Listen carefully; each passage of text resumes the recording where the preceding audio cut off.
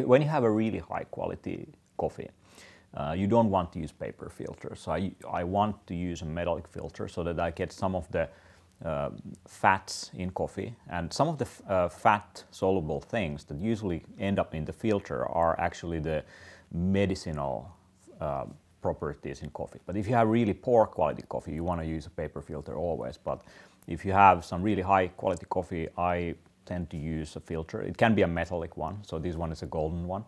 It just is, to my experience, very durable in my hands.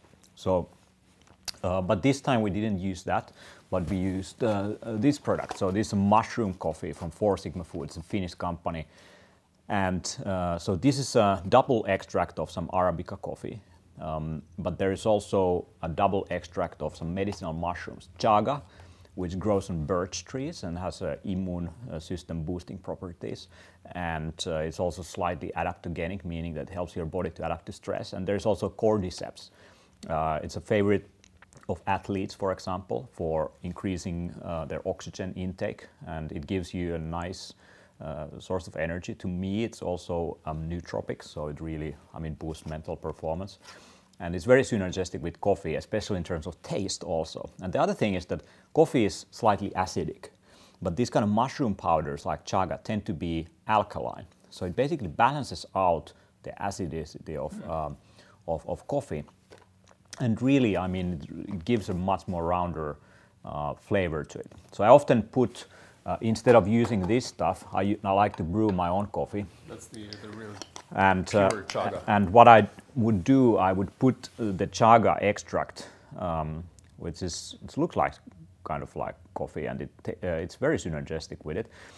So this is a double extract. So chaga has about 1,200 different molecules in it. So we still don't know what all of those things do, but there's a lot of studies of it in China and Russia and Finland about its medicinal properties for antifungal, anti-cancer, antibacterial properties of it. But it has nothing to do with the mushrooms that people take to hallucinate? No. This is, when we talk about medicinal mushrooms, we are not talking about psilocybin mushrooms or these kind of hallucinogenic mushrooms. We are talking about medicinal mushrooms. Often they grow on trees. So there's a difference between the mushrooms that grow on the ground and those that grow on the tree. Those that grow on the tree usually stay there for years, while these kind of things that grow on the ground are usually seasonal. And when these things grow on the tree, they are usually parasitic.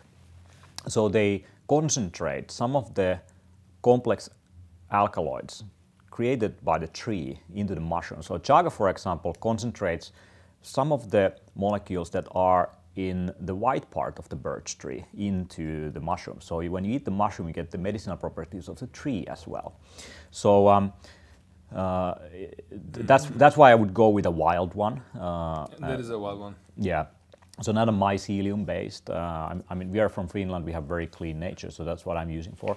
And many of the medicinal properties, these antibacterial, anti-cancer kind of properties, are actually not soluble in water. So if you make a tea out of it, it's not necessarily as effective as a double extract, meaning that it's also an alcohol extract. So you get some of the fat or alcohol soluble parts from it.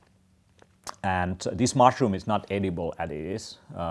It has this complex, I guess it's a complex carbohydrate or something, but it has this thing called chitin, which is not digestible by human digestive system.